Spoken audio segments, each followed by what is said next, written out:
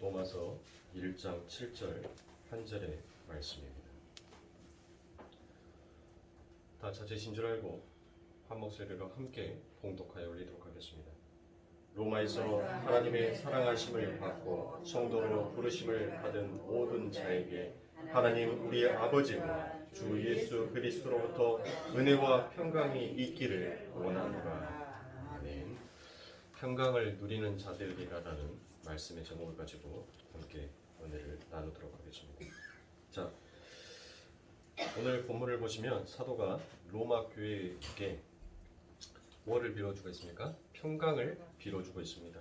자, 당시 이 로마 교회뿐만이 아니라 모든 초대교회에 있었던 그 교회들은 전부 다 뭐를 누리고 있었어요? 그들의 삶 가운데 은혜와 평강을 누리고 있었습니까?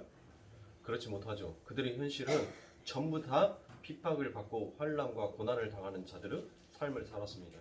그런데 지금 사도 바울은 그들에게 너희에게 은혜와 평강이 있기를 원하노라 라고 얘기합니다. 그러니까 지금 이 사도 바울이 이 로마 교회에게 편지를 보냈던 것뿐만 아니라 이 사도 바울이 모든 교회에게 편지를 보낼 때 항상 너희에게 은혜와 평강이 있기를 원하노라 라고 이와 같은 단골 메시지를 쓰면서 그들에게 항상 편지의 소두를 장식을 합니다. 자, 그렇다면 이 사도 바울이 이 로마 교회, 아버지 하나님의 교회에게 은혜와 평강이 있기를 원한다는 것은 뭐예요?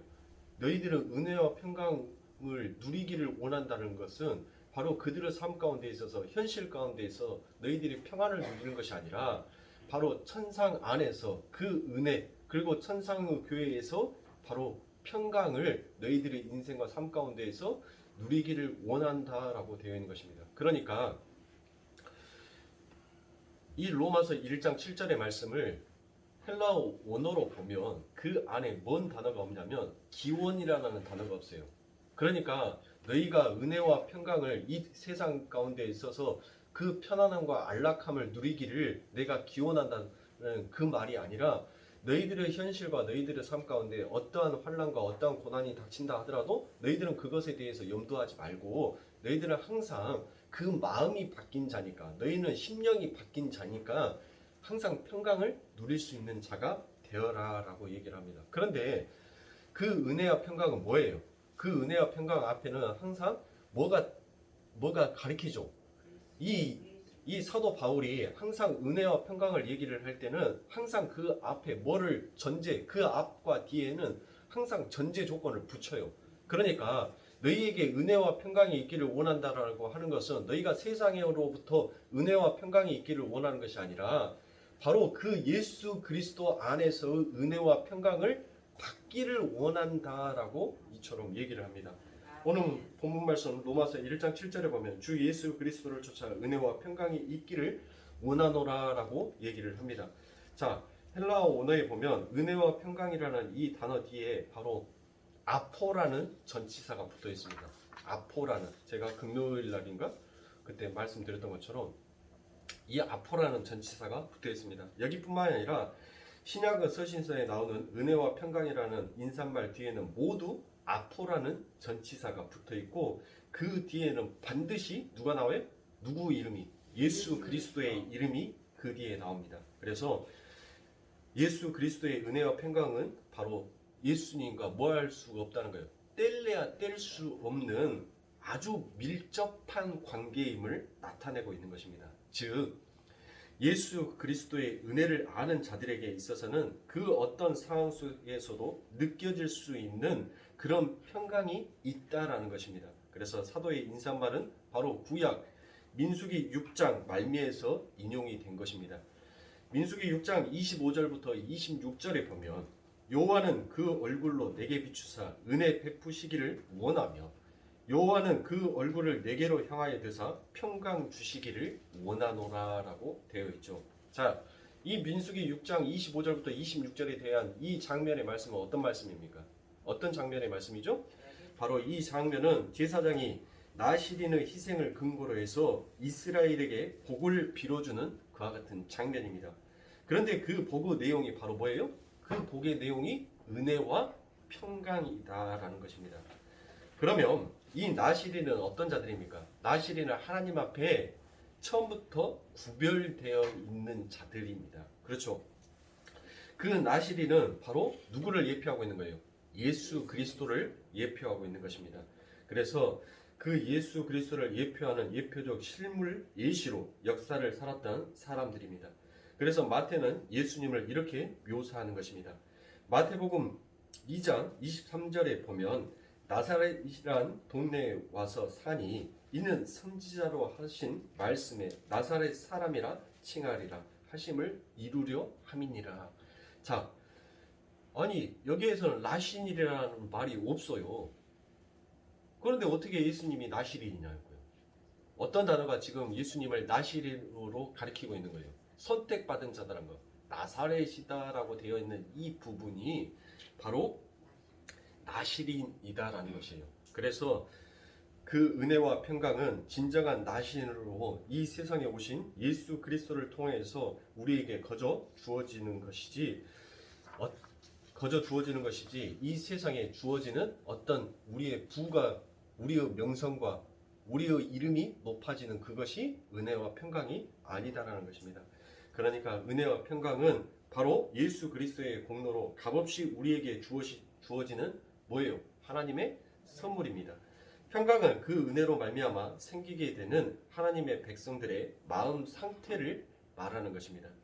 자, 여러분들이 잘 알고 계시는 마태복음 11장에 보면 마태복음 11장 28절부터 29절에 보면 수고하고 무거운 짐진 자들아 다 내게로 오라 내가 너희를 쉬게 하리라 나는 마음이 온유하고 겸손하니 나의 멍에를 메고 내게 배우라 그러면 너희 마음이 쉼을 얻으리라 라고 되어 있습니다. 자, 여러분들 이 상태가 뭐예요? 이 상태가 평강의 상태예요. 이 상태를 우리는 성경이 평강이다 라고 얘기를 합니다. 아니 수고하고 무거운 짐진 자들아 다 내게로 오라 라고 하셨어요. 그리고 뭐 하라고요? 여러분들이 이 마태복음 11장에 나와 있는 이 말씀을 여러분들이 잘 읽어보시면 너희들이 쥐고 있는 그 수고하고 무거운 짐 내가 너희들에게 채워줄게. 너희가 수고하는 것이 뭐야? 우리가 이 땅에서 세상 사람들이 수고하는 것이 뭐예요? 뭐 때문에 수고를 해요? 돈 벌기 위해서 수고하잖아요. 안 그래요? 무거운 짐은 뭐예요? 아니 무거운 짐이 뭐냐고요 여러분들. 이 세상의 사람들에게 무거운 짐이 뭐예요? 그들이 수고하는 것은 죽자 살자 뭐하기 위해서 돈 벌기 위해서. 그리고 그들에게 무거운 짐은 뭐예요? 그들에게 무거운 짐은 내려놓지 못하는 자식이에요. 자식에게 하나라도 더 물려주기 위해서 그들은 죽자 살자 달려요. 도둑놈이 더 열심히 도둑질하는 이유가 뭐예요? 내 자식에게 더 많은 것을 남겨주고 싶으니까. 그러니까 도둑질을 하는 거예요. 그래놓고 자식한테는 뭐라고 해요?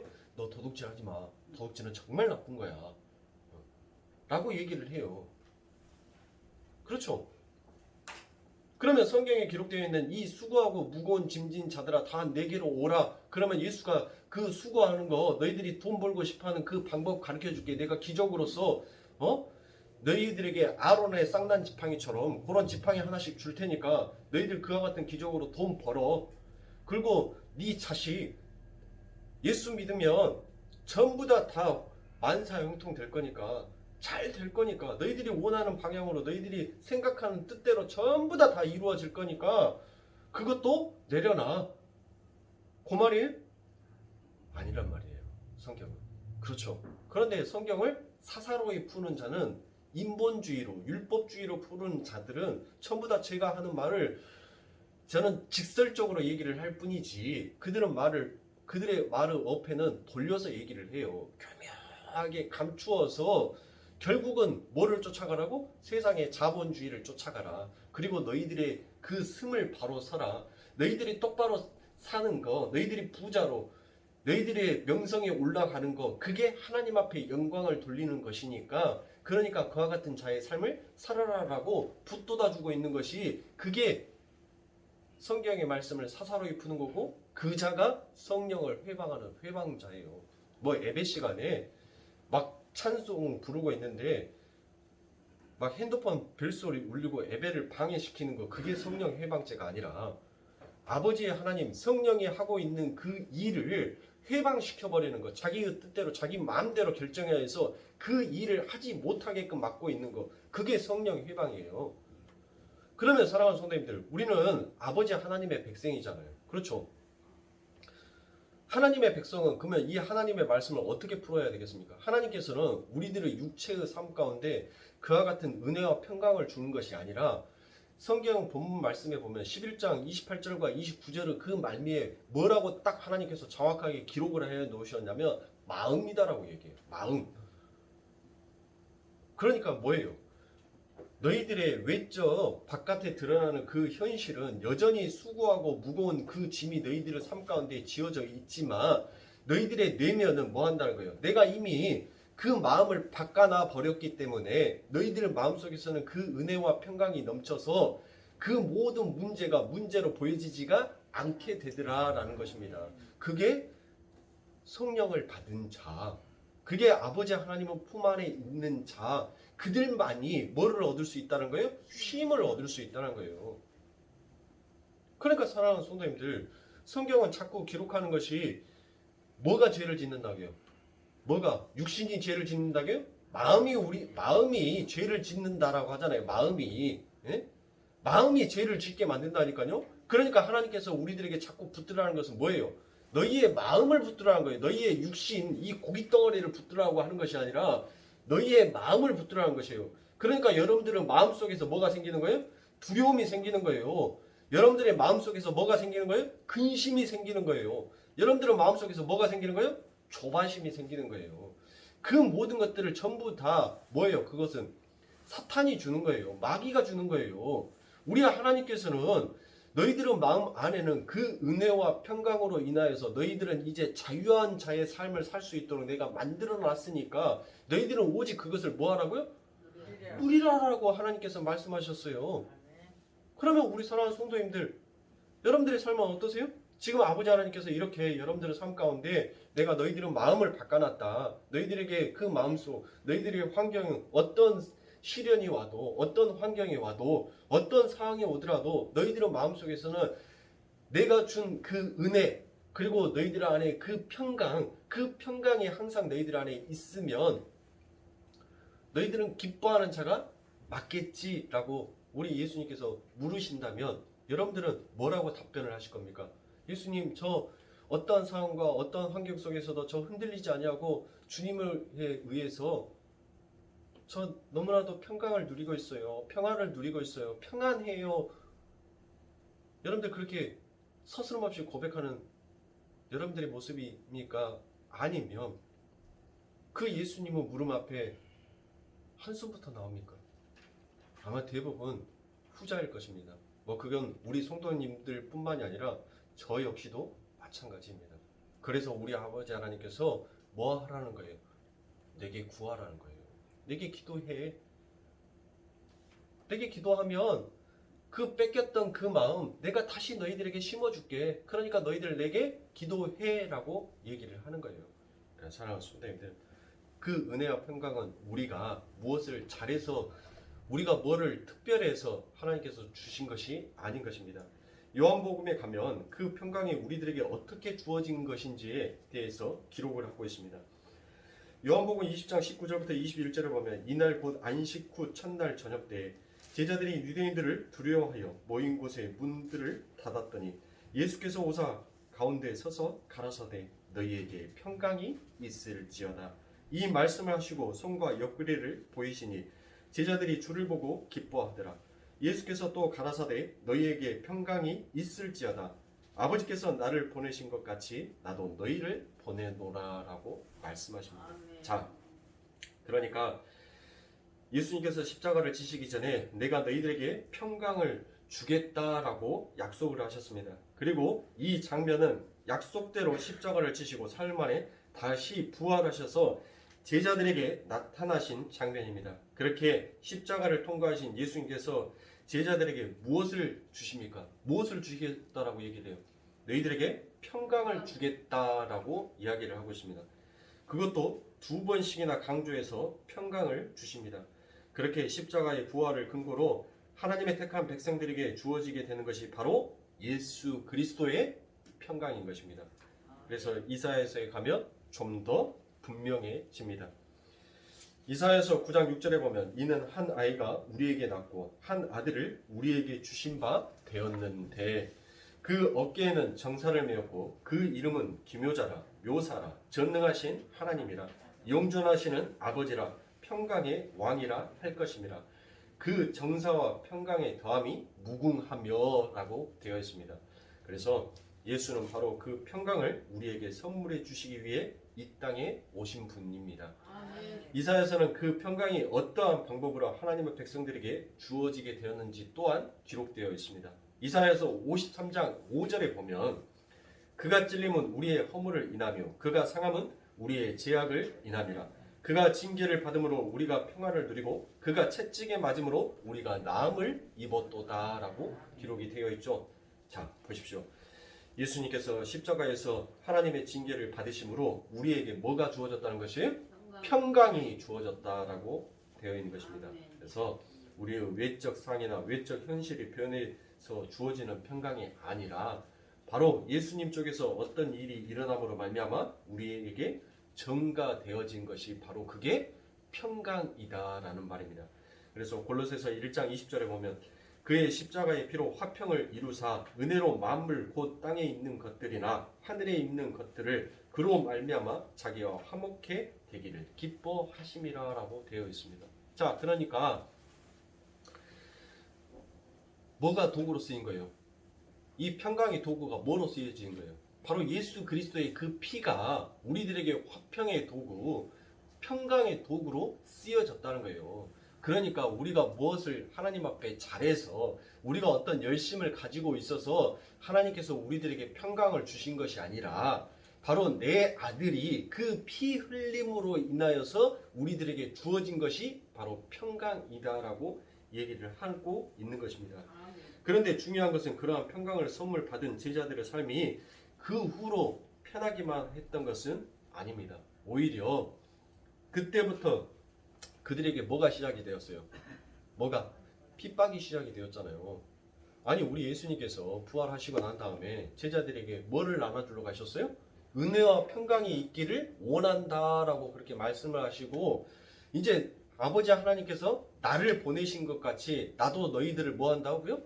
보낸다는 거예요. 그럼 어디다 보낸다는 거예요? 우리 예수님께서 지금 어디서 와서 어디로 왔어요? 하늘에서 이 세상으로 왔잖아요. 그러면 예수님의 제자들은 지금 어디에 있는 상태다는 거예요? 하나님과 함께 있는 하늘에 있는 상태란 거예요. 천상에 너희들은 지금 하늘의 영적인 상태가 되었다. 그래서 내가 이제 내 나라에서 너희를 이 세상의 나라로 파수꾼으로 이제 너희들을 보내기를 원한다. 내가 이제 너희들을 보낸다라는 거예요. 근데 그 보내는데 뭐를 주면서 보내는 거예요? 평강을 주면서 보냈다니까요. 그러면 그 평강은 이제 여러분들 촉이 오세요? 감이 오세요? 내가 그 뒤에 뭔 말을 하고 싶어 하는지 여러분들 이제 쑥 읽으셨죠? 그러니까 그 평강은 뭘로 주어진다는 거예요? 예수가 뭐를 흘림으로 인하여서 평강이 우리들에게 왔냐고요. 그가 채찍에 맞고 그가 피 흘림으로 그가 피를 흘림으로 인하여서 우리들에게 뭐가 왔어요? 평강이 왔다는 거예요. 그러면 우리들에게 그 평강을 받았잖아요. 우리는 이제 그 평강을 소유한 자란 말이에요. 그리고 하나님께서 너희들에게 이제 너희가 이 땅에 내려가서 해야 할 일이 있다. 그 일이 무엇이냐?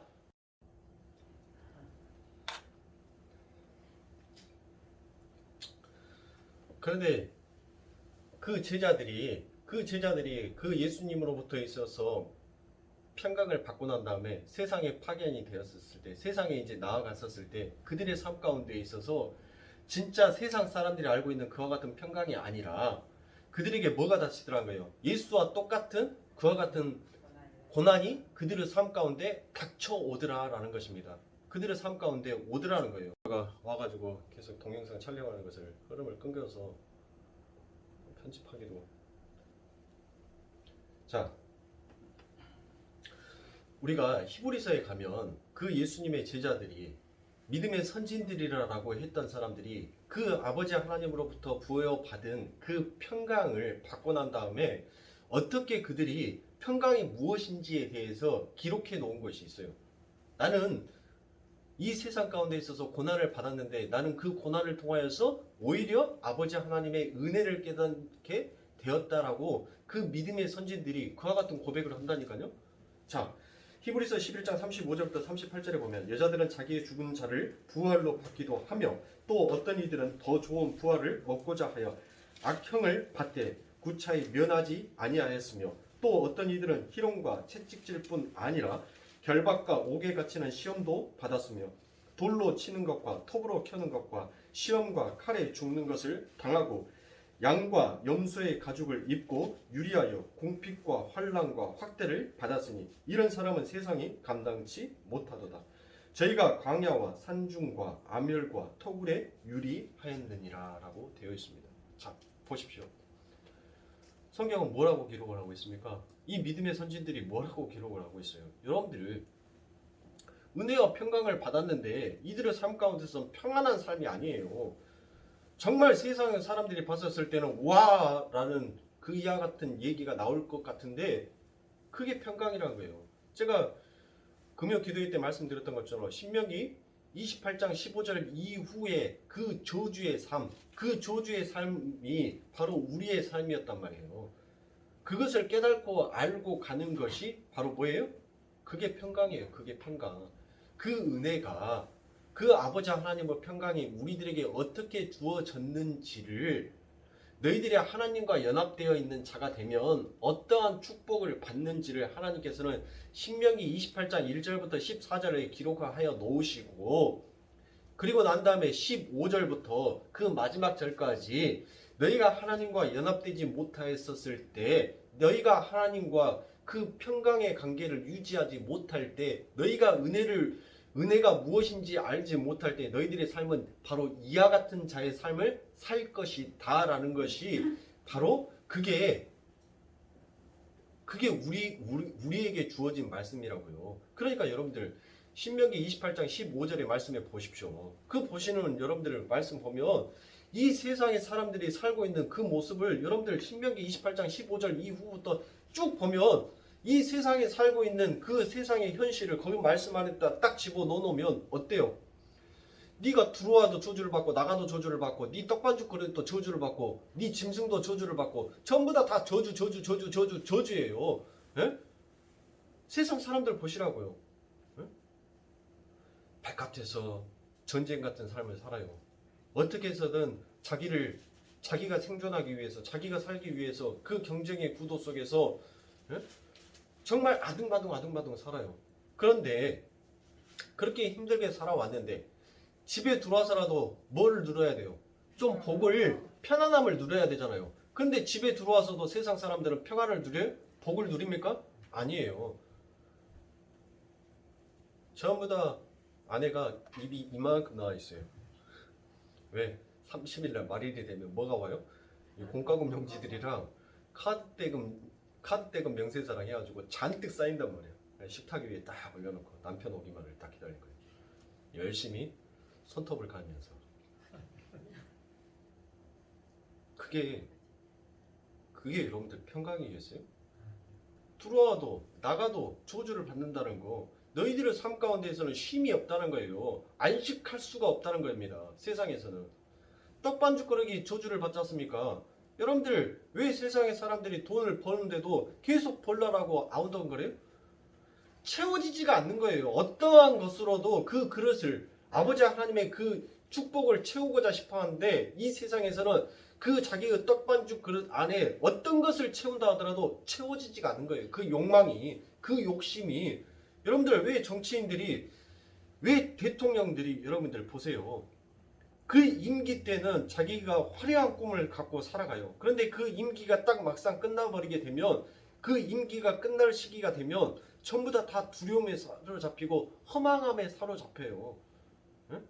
그렇게 해서 자기가 이후에도 대통령에 내려와서도 이후에도 그 차후에 대통령으로서 그 고난을 똑같이 누릴 수 있게 하기 위하여서 마지막 남은 임기에 뭘 합니까? 전력 질주를 해요. 누구를 위해서? 자기를 위해서. 그 허망함을 채우기 위해서 전력 질주를 한다니까요. 그러니까 그때부터 이제 뭐가 생기는 거예요? 드러나는 죄가 이제 보여지기 시작하는 거예요. 그 전까지는 임기가 오랫동안 남아있을 때는 뭐합니까? 그래, 내가 국민을 위해서 내가 열심히 뛰어보기로 했으니까 그래 한번 해보자라는 그와 같은 마음으로 갔다가 그 임기가 끝날 때마다 그 시간이 점점 줄어들 때마다 이제 조바심이 생기는 거예요. 걱정이 생기는 거예요. 역대 대통령들 속에서 닭장 안 갔다 온 사람 없잖아요. 네? 그러니까 두려운 거예요. 그러니까 이제 자기를 철저하게 그것을 안 가게끔 철저하게 막기 위해서 법을 바꿔버리고 재정을 바꿔버리고 모든 것들을 바꿔버리는 거예요. 근데 그것이 바꾼다고 해서 바꿔집니까? 세상이? 안 바꿔지는 거예요. 세상은 그처럼 자기가 최고의 권력을 가져도 항상 그 권력에 대한 굶주림을 가지고 있어요. 최고의 돈을 가지고 있어도 항상 그 돈에 대한 굶주림을 가지고 있어요. 최고의 인기를 가지고 있어도 그 인기에 대한 굶주림을 가지고 있어요.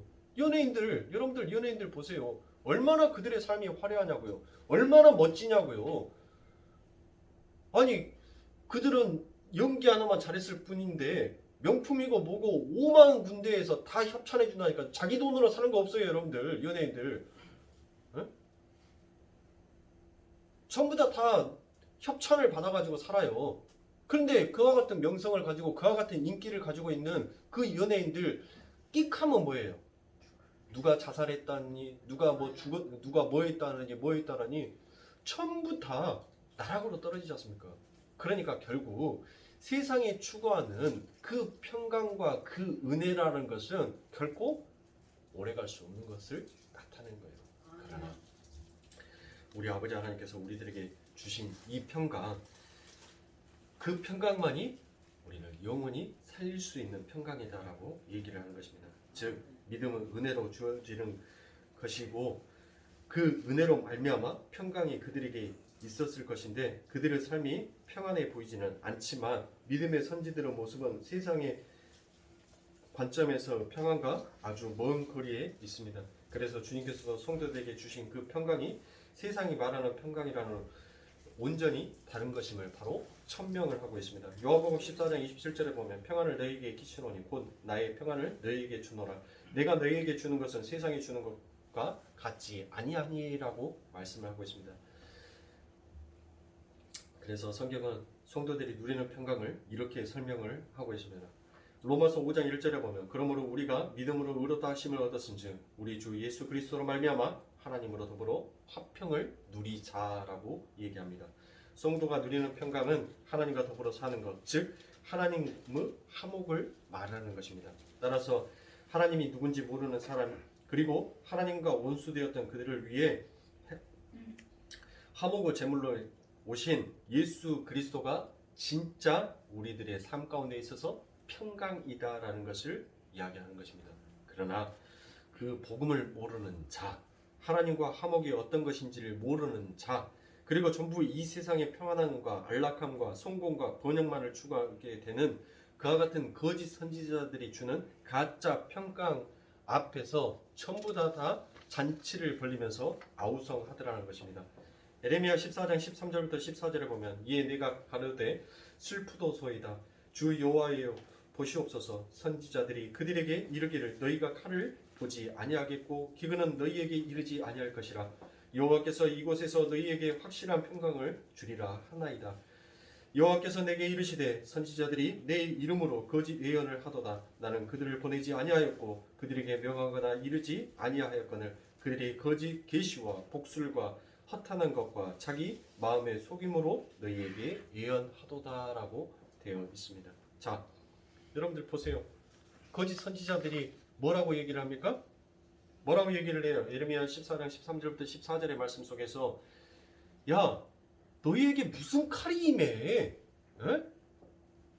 너희에게 무슨 환란이 닥쳐? 아니야. 너희들은 지금 평안할 거야. 평강을 누리게 될 거야 라고 얘기를 하고 있는 것입니다. 그런데 그 소리가 뭐 하는 거예요?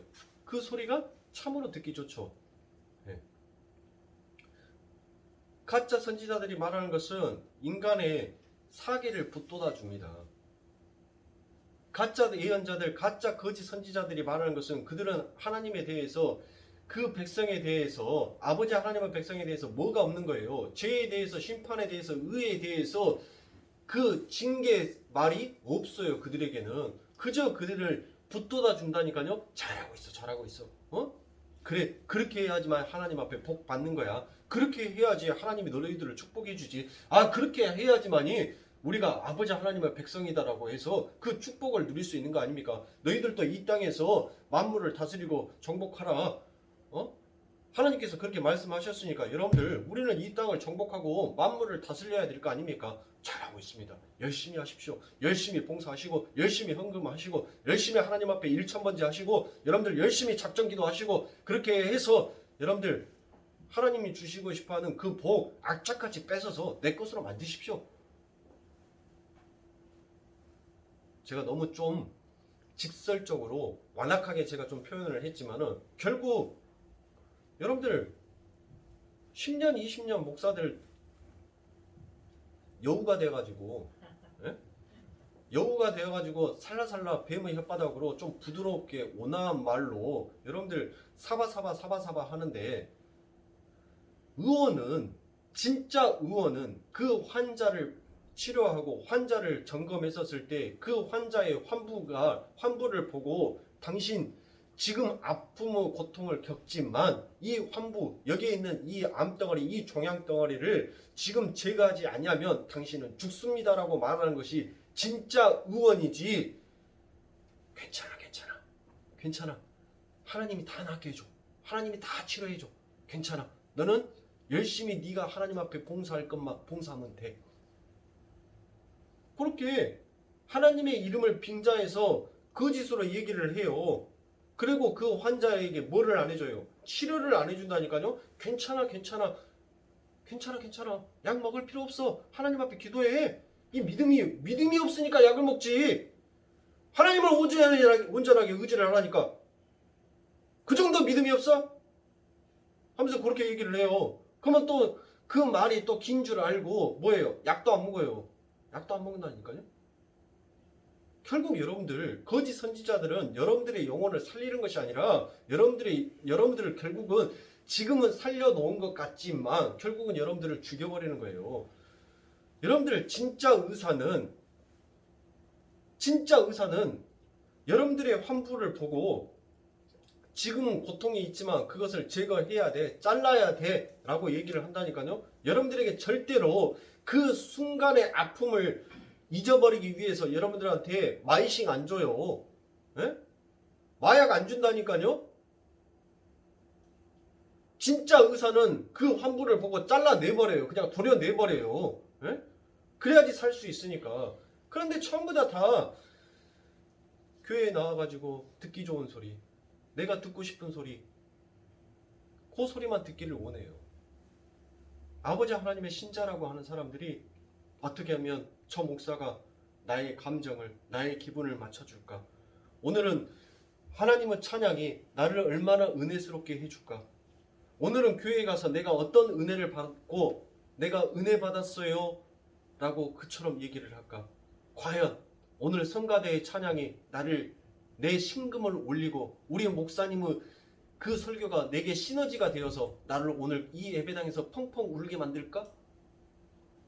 전부 다 거기에만 혈안이 되어 있어요. 그런데 싹군 목사들은 또 뭐합니까? 거기에다 맞장구를 쳐줘요. 왜? 이 경쟁 사회에, 이 경제 구도의 사회에서는 지금 성도 한 명이 다 뭘로 보이는 거예요? 돈으로 보이는 거예요. 전부 다 돈으로 보이는 거예요. 그러니까 쉽사리 성경의 강대상에서 깨부시는 설교를 못하는 거예요. 그러나 사랑하는 성도님들, 진짜 아버지 하나님의 목회자는 성도의 머리 숫자에 상관없이 죄에 대해서, 의에 대해서, 심판에 대해서 가감하게 말을 해야 돼요. 여러분들이 상처를 받든 여러분들이 그 말씀에 의해서 시험을 당하든 그것은 아버지 하나님께서 하실 일이에요. 목사는 오직 주의 사명으로서 그 아버지 하나님의 은혜와 평강을 받아서 그 목회의 길을 걸어가는 거예요. 목사가 사람 비유 맞추기 시작하면 그 교회는 여러분들 하나님의 교회가 아니라 사람의 교회가 되는 거예요. 목사는 줏대 없는 자가 되는 거예요. 이쪽에서 장로님이 목사님 이번에 차 바꿔야 된다라고, 아니 목사님 차가 너무 소리가 삐거덕 그 차가 아닌 것 같은데 목사님 갑시다. 나가 저기 가서 벤츠 한 대 빼줄게. 아니 요 정도 성도들 데리고 다니는데 우리 목사님이 벤치 정도는 타야지. 그런데 목사님 이번에 재정 뭐 이렇게 해가지고 뭘 할 때 좋게 내를 이렇게 좀 밀어줬으면 참 좋겠는데. 예? 그럼 뭐 목사는 뭐예요?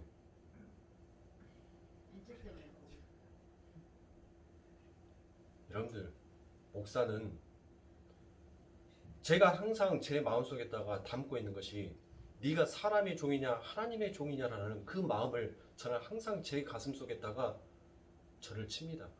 사도 바울이 자기를 맨날 친다 하듯이 제가 그래요. 내가 사람의 종이냐 내가 하나님의 종이냐. 그것은 저에게만 국한되어 있는 말씀이 아니에요. 여러분들은 하나님의 백성입니까? 세상의 백성입니까? 여러분들의 삶 가운데 있어서 여러분들의 인생에 어떤 것이 채워지지 아니하고 어떤 것이 내가 원하는 그 만족스러운 결과가 이루어지지 아니한다 할지라도 여러분들은 하나님께서 여러분들의 그 마음을 바꿔 놓으셨어요. 어떠한 마음으로? 예수의 마음으로 바꿔 놓으신 거예요.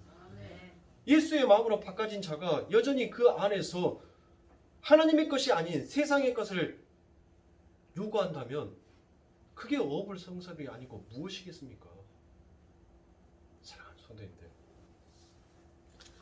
우리는 오직 아버지 하나님만을 우리의 은혜와 평강의 중심점에 두어야 됩니다. 그래서 우리 예수님께서도 누가복음 12장 51절부터 52절에 내가 세상에 화평을 주려고 온 줄을 아느냐 내가 너희에게 이르노니 아니라 도리어 분쟁케 하려 함이로라 라고 말합니다. 보십시오. 우리 예수님께서 뭐라고 하십니까?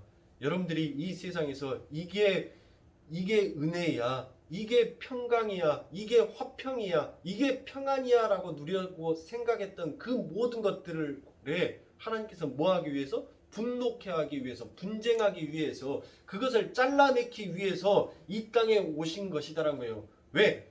누구만이 진짜 평강이다라는 것을, 예수만이 진정한 우리의 평강이다라는 것을 바로 우리 아버지 하나님께서 우리들에게 가르쳐 주시기 위하여서, 그래서 우리 예수님께서 그 하늘의 검을 가지고 이 땅에 오신 것입니다. 그러니까 사랑하는 성도님들, 여러분들의 삶 가운데 있어서 그 어떤 것이 채워지지 아니한다고 여러분들 좌절하지 마세요. 여러분들 실망하지 마세요. 우리는 하나의 성도입니다. 한 마음이에요. 제가 인간은 얼마나 나 중심이다라는 것을 제가 설교를 하면서 제 자신을 비춰봤을 때 항상 그런 것을 많이 느껴요. 내 아픔만이, 항상 인간은 내 아픔만이 가장 큰 아픔이다라고 생각을 합니다. 그러면서 지금은 그 아픔이 무엇인지를 제가 이제 뼈저리게 전달이 돼요. 제가 우리의 자녀에 대한 그 그림을 갖고 있듯이 우리 권사님들, 우리 집사님들 그 가정에서 하나로 함께 되지 못하고 함께 먹고 마실 수 없으며 세상 가운데 유린하고 세상 가운데 방황하고 있는 그 자녀들을 봤었을 때 얼마나 아프고 얼마나 애가 탈까. 그 마음이 저에게 전달이 되더라고요. 누구 때문에? 우리 최금숙 권사님. 우리 권사님이 하다 하도 안 되니까 하나님 나는 이제 못 하겠어. 나는 구워도 안 되고 삶아도 안 되고 볶아도 안 되고 지져도 안 되고 하나님 나 이제는 두 손 두 발 다 들었습니다. 나는 못 하겠습니다. 그러니까 이제는 하나님이 하십시오. 그러나 어미 된 자로서 하나님 내가 이 심정입니다. 이와 같은 마음입니다 라고 하는 것이 뭔지 아세요? 우리 최금숙 권사님 예배당에 올 때마다 아들 민규 신발을 갖고 와요. 그리고 예배당 앞에다 놔둡니다. 제가 그 모습을 보고 난 다음에 그래 내 아픔만이 아픔이 아니라 지금 우리 권사님들이 내 자식들이 그렇게 세상에 유린되어 있었을 때 그 모습을 보면서 얼마나 속이 시커멓게 타고 얼마나 그것을 통해서 가슴이 아플까. 그것을 제가 깨달았어요. 그것이 이제 느껴지고 보여지게 되더라고요. 그러면서도 여러분들의 삶 가운데 있어서 자꾸 뭐를 해요? 기도를 하셨습니까? 왜 기도하는 거예요? 우리가 할 수 없으면 하나님 앞에 고백하기 위해서? 그래서 하나님 도와주세요라는 그 도와주무 간곡한 요청 때문에 우리가 하나님 앞에 기도하는 거 아닙니까? 그런데 요한계시록에 가면 하나님께서 뭐라고 하냐면 요한계시록 1장 4절부터 5절에 보면 요한은 아시아에 있는 7교회에게 편지하노니 이제도 계시고 전에도 계시고 장차 오실 이와 그 보좌 앞에 7영과 또 충성된 증인으로 죽은 자들 가운데서 먼저 나시고 땅의 임금들의 머리가 되신 예수 그리스도로 말미암아 은혜와 평강이 너희에게 있기를 원하노라. 우리를 사랑하사 그의 피로 우리 죄에서 우리를 해방하시고 라고 되어 있습니다. 자, 우리 하나님께서 뭐 하신다고요? 우리들의 삶을 위해서 과거에도 현재에도 미래에도 그 예수님께서 지금 한 일을 하기 위해서 왔다는 거예요. 한 일. 그 하나의 일이 뭐예요? 화평을 위해서 왔다는 거예요. 그러면 하나님은 이 약속이 있으면 진짜 내 자식이 아버지 하나님의 배에 코 끼어 있는 선택받아 있는 인을 맞은 진짜 아버지 하나님의 백성이 맞다면 뭐 한다는 거예요? 하나님께서 그들과 뭐 해주겠다는 거예요? 화평을 이루게끔 해주겠다는 거예요. 그런데 그 화평을 이루기 위하여서는 그 평강을 이루기 위하여서는 반드시 무엇이 전제해야 되는 거예요? 뭐가 먼저 선행돼야 되는 거예요? 여러분들의 피 흘림이 선행돼야 된다니까요. 여러분들의 자기 부인이 먼저 선행이 되어져야 돼요. 그때 주어진 것이 바로 평강, 화평이라니까요. 우리 예수님께서 이 땅에 살아 계셨을 때 여러분들 사복음서에서 우리 예수님께서 이 땅에 오셔가지고 행한 그 일부터가 신약이다라고 여러분들 생각을 하시는데 여러분들 그거는 구약이에요. 예수님께서 이 땅에 오셔가지고 예수님께서 이 땅에 엄청난 기적들을 일으켰던 그것은 전부 다 구약이라니까요. 신약의 시대는 어디서부터 열리는 거예요? 예수 그리스도가 십자가에 못 박혀 죽으시고 다시 부활하셔서 이 땅에 그 육신의 몸을 그대로 입고 오셔서 행한 그 일들이 바로 신약이에요. 그 예수님께서 뭘 하셨냐고요? 그 엄청난 기적과 이적을 일으키고 엄청난 풍요를 아버지 하나님께서 세상에 보여줬지만 세상의 사람들이 그걸로 자기의 욕심과 욕망을 채웠습니까? 안 채웠어요. 세상은 더 큰 것을 요구합니다. 더 많은 것을 요구를 해요.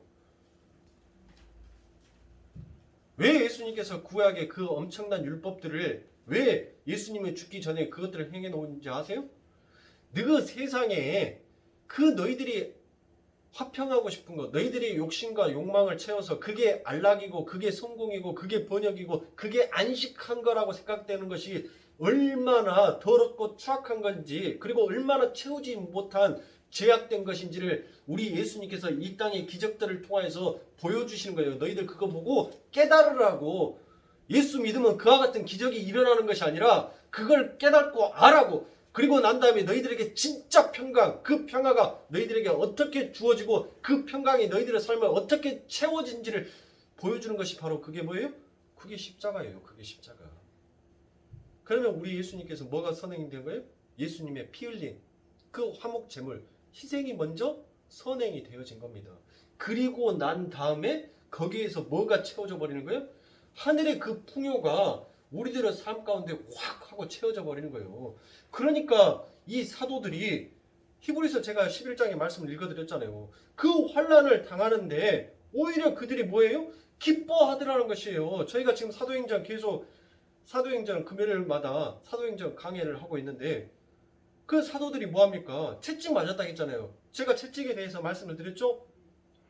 그 채찍은 어떤 채찍이라고요? 그냥 여러분들 먼지털이 같은 데에다가 노끈 묶어갖고 때리는 그와 같은 그냥 그런 일반 채찍이 아니에요. 이 고대 당시의 채찍이라는 것은 가죽으로 되어 있는데 이 가죽을 뭐 하냐면 사람을 누군가를 이 형벌을 해야 되겠다 때려야 되겠다라고 하면 이 가죽을 먼저 물에다가 불려놓습니다. 물에다 담가놔요. 그 채찍을 물에다 담가놔요. 그러면 가죽이 물을 먹으면 어떻게 됩니까? 불죠. 뚱뚱 불어요. 그 부러져 있는 그것을 가지고 사람을 툭 때리면 뭐합니까? 이 살점을 사람을 때리는데 여러분들 이렇게 옷 입혀놓고 때리겠어요? 옷 홀라당 다 벗겨놓고 때릴 거 아닙니까? 그러면 사람을 탁 때리면 이 가죽이 사람 몸에 접착제처럼 진짜 딱 달라붙어요. 이게 딱. 근데 그것만 있으면 다행이게요. 그 앞에 이 채찍 앞에는 때로는 어떤 채찍에는 납덩어리를 달아서 때로는 어떤 채찍에는 동물의 뼈 중에서 가장 날카로운 부분을 갈아가지고 그 채찍 끝에다가 달아요. 그리고 난 다음에 그것으로 사람을 때리는 거예요. 그러면 때렸으면 이 사람이 10대 맞아야 되면은 다시 갖고 와야 되잖아요. 네? 근데 그 때리는 자가 형벌을 하는 사람이 가가지고 아 이거 박혔네 하고 또 거기 가서 풀어가지고 그거 하겠어요? 그냥 그 상태로 쭉 잡아 당긴단 말이에요. 그러면 뭐예요?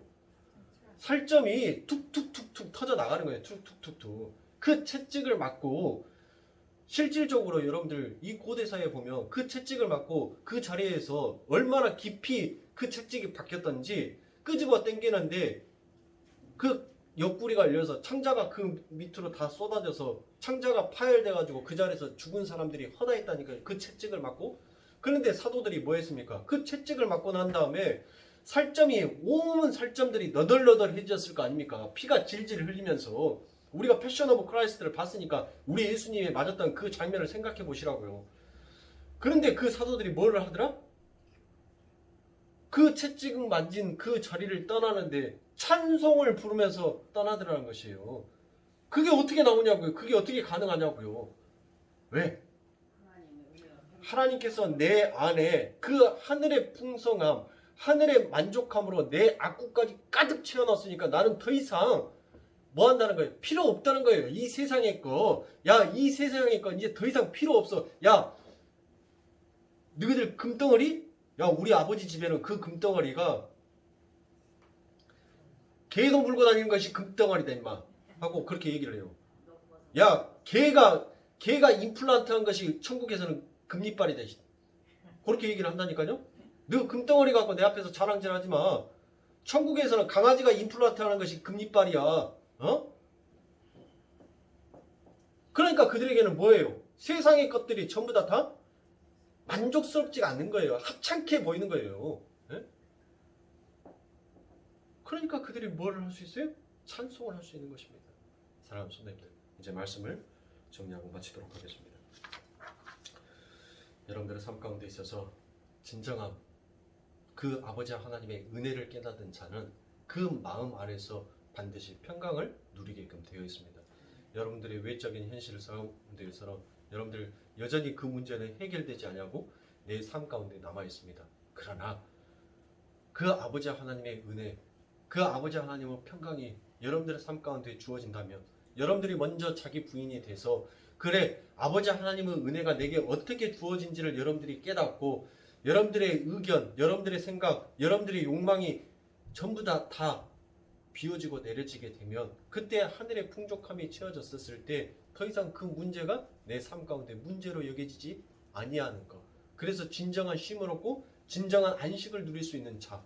그러니까 여러분들의 삶 가운데 있어서 환난과 고난과 역경은 여러분들 평생 죽을 때까지 따라다녀요. 왜? 우리가 평생 죽을 때까지 나를 내려놓지 못하니까.